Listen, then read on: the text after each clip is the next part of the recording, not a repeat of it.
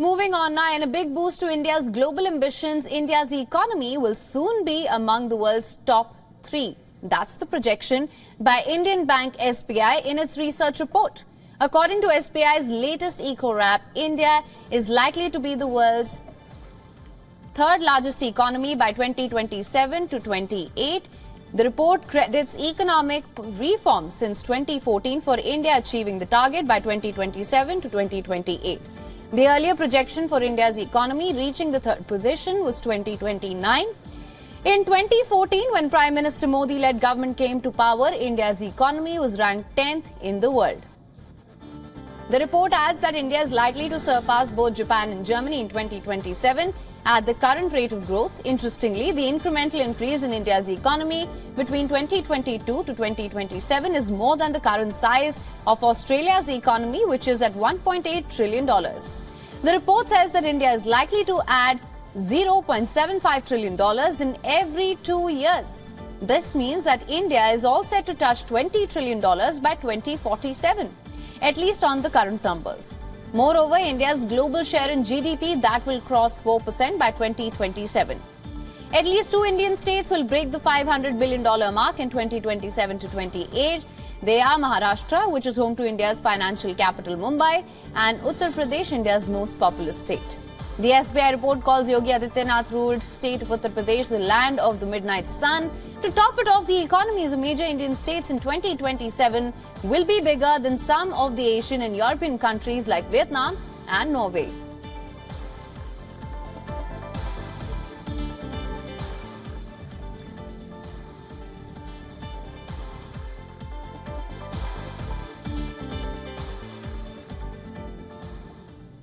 And for more on this, we have with us Professor Suyash Bhatt, Director of Academy for Finance, Technology and Innovation, joining us live from Dubai. Sir, welcome to the broadcast. Good morning. Now, Professor, what does India becoming the third largest economy mean on the global stage? So it's a very significant event because the pace at which the India story is emerging over last 5 to 7 years, I think it's very impressive. And this is exactly the phase where China was in 2005, 2006, where it was trying to become a $5 trillion economy. And I think by 2010, it was a $6.1 trillion economy. And we know what has happened in the last 1 decade. So we're on the exact same trajectory, and globally, it's a remarkable achievement for India because we are known to be the service sector for the world. And over a period of time, even today in our GDP, 53% plus contribution is of service sector. So the rise of IT and other allied services that we offer, coupled with the Make in India initiative, which has given a big boost to the manufacturing sector. And globally, as we know, all countries are trying to have a China plus strategy where they want to shift their manufacturing or have a manufacturing base in an alternative location, which needs to be feasible. Good infrastructure, good connectivity. All this is the right place available in India. And the last budget, or the last 2 budgets rather, the way the government has spent 10 lakh plus crores on infrastructure is actually really giving this growth a momentum, because the capex plus cycle is unfolding now. You would see that, and more investment would come in, and this is what the markets are also picking it up, and which is why you're seeing that Indian markets are attracting global flows at a fast pace. Right, sir. That being said, what are the possible hiccups that India should be wary of considering the global uncertainty at this time? Yes, so that's a very important point because globally, if you see, the most important thing is energy security. So right now, after the Russia-Ukraine war and whatever trade deals that we have tried to sign with different countries, also the crude oil that we are, that's not a spooker, at least for now, because we have tried to hedge ourselves by tying up with Russia and other countries to make sure that there's no volatility on it. But crude oil prices could be a big spoil sport for this party to go ahead.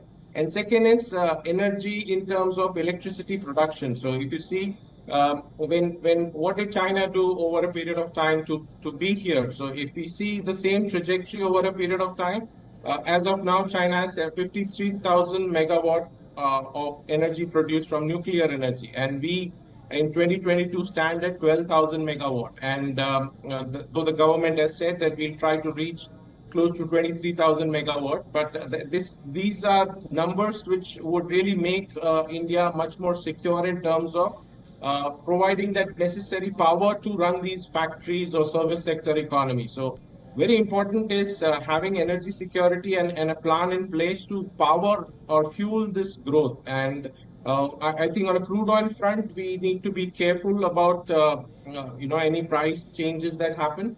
But at the same time, we should also invest in more nuclear power plants so that we secure our energy future over a period of time. And also, I think on 4th or 5th July, I remember some of my colleagues had attended the G20 summit in Mumbai, and I was quite impressed by knowing that there are already electric taxis and those formats available to local people at the airport. So India is already doing its bit in trying to promote these alternative fuel, alternative energy. But at the Right. same time, if this growth has to be sustained, energy security is very important. Right, sir. And that being said, as the economy rises, do you think the income disparity will heighten as well? What are the steps that can ensure more equitable growth distribution?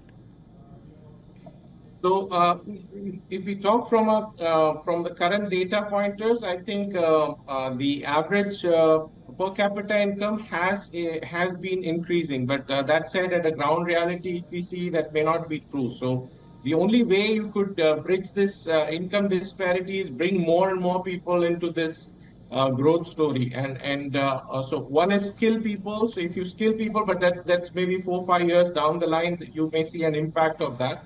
Immediately, if you want to do, I think the government has struck the right chord in terms of allowing or boosting or concentrating on tourism. Or such sectors where you just need a little bit of skills and people get on board and start earning income. So these kind of initiatives would really help reduce this kind of disparity in income. But over a period of time, I think investing in youth and having a strong education sector should really help this gap to get narrowed. And in Right. urban centers, you are already seeing that. Right. Well, Professor Bhatt, thank you so much for joining us on World Business Thank Watch you. with your insights on this. Thank you. WION is now available in your country. Download the app now. Get all the news on the move.